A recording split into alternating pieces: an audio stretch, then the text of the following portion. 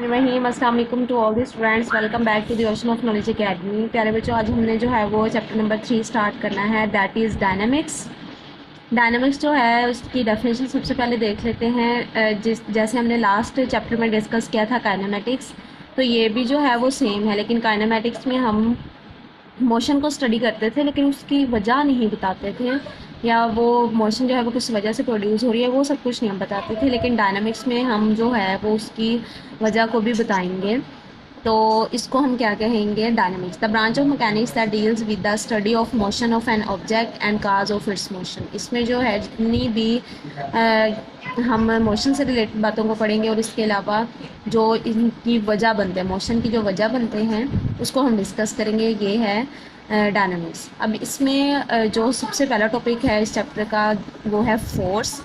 Force की definition सबसे पहले देख लेते हैं कि आप जो है वो अगर किसी चीज़ के ऊपर फ़ोर्स लगा रहे हैं, फ़ोर्स का मतलब क्या है कि आप उसके ऊपर कोई ना कोई कुव्वत लगा रहे हैं। कैसे कि या तो आप उसको जो है वो स्टॉप कर रहे हैं, और अगर वो स्टॉप है तो उसको मूव करवाने की कोशिश कर रहे हैं, ये होती है फ़ोर्स। तो इसकी डेफिनेशन लिखते हैं।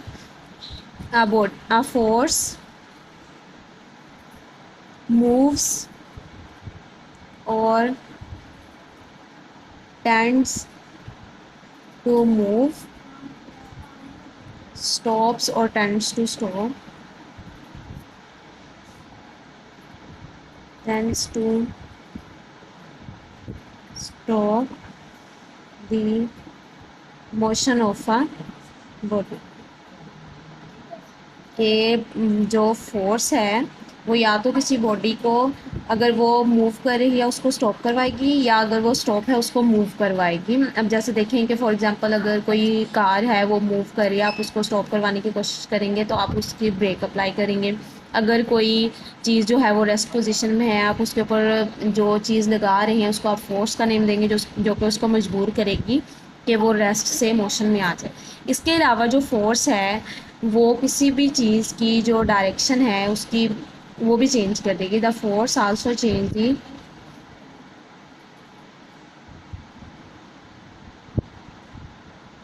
Direction of a body. अब जैसे देखें कि अगर एक बॉल जो है वो मूव कर रही है, तो अगर वो बिल्कुल किस तरह से मूव कर रही है कि यहाँ से इस तरफ वो मूव कर रही है, लेकिन आपने उसको अचानक से स्टॉप किया। अब यहाँ पे आपने तो कोशिश की कि वो स्टॉप हो जाए, एक तो कंडीशन है कि ये स्टॉप हो जाएगी। दूसरे नंबर पे जो है ऐसे हो सकता है कि आपके पाँव के साथ वो किक करके वहाँ से वापस चली जाए, तो इसका मतलब ये है कि उस टाइम जो उसकी डायरेक्शन है वो क्या हो जाएगी? चेंज हो जाएगी। इसी तरह से जो फोर्स है वो किसी भी बॉडी की डायरेक्शन को चेंज करती है। अब हम इसके यूनिट की तरफ आ जाते हैं। फोर्स का जो यूनिट है वो है न्यूटन, और इसको हम शो करते हैं कैपिटल एन के साथ रिप्रेजेंट करते हैं। फोर्स हमारे पास जो है वो एक वेक्टर क्वांटिटी है, क्योंकि इसमें जो है वो डायरेक्शन भी है और इसका मैग्नीट्यूड भी है। डायरेक्शन भी और मैग्नीट्यूड भी जिसमें होगा वो क्या कहलाएगी? फोर्स वेक्टर क्वांटिटी कहलाएगी। इसकी डेफिनेशन इंपॉर्टेंट है, और इसके अलावा इसकी 2-3 एग्जाम्पल्स आप लोग लिख देंगे और इसमें यूनिट आपको पता होना चाहिए। नेक्स्ट हम डिस्कस करते हैं इनर्शिया को। इनर्शिया जो है इसकी डेफिनेशन भी बच्चों इंपॉर्टेंट है, तो इसकी सबसे पहले डेफिनेशन यहाँ पे लिख लेते हैं कि inertia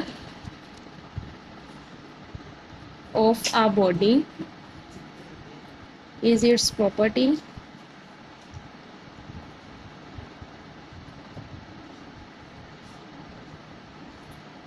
due to which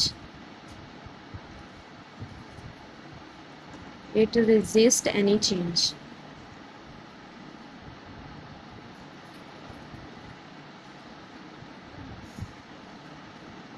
in state of rest or uniform motion। अच्छा बच्चों, इनर्शिया जो है वो किसी भी बॉडी की वो वाली प्रॉपर्टी है, वो वाली खासियत है जो कि उसको मजबूर करती है कि वो एक मुज़ाहमत पैदा करे उसकी रेस्ट पोजीशन में या फिर यूनिफॉर्म मोशन के ऊपर। अच्छा जी, अभी इसके कुछ फैक्टर्स हैं जिसके ऊपर ये डिपेंड करता है। सबसे पहले जो है वो ये डिपेंड करेगा मैस के ऊपर डिपेंड करता है। अब अगर किसी भी बॉडी का जो मैस है वो ज़्यादा है तो उसके अंदर जो है हमें मुज़ाहमत की जो फ़ोर्स है या रेजिस्टिव जो फ़ोर्स होगी वो हमें ज़्यादा लगानी पड़ेगी। इसका मतलब ये है कि उसका इनर्शिया जो है वो ज़्यादा होगा।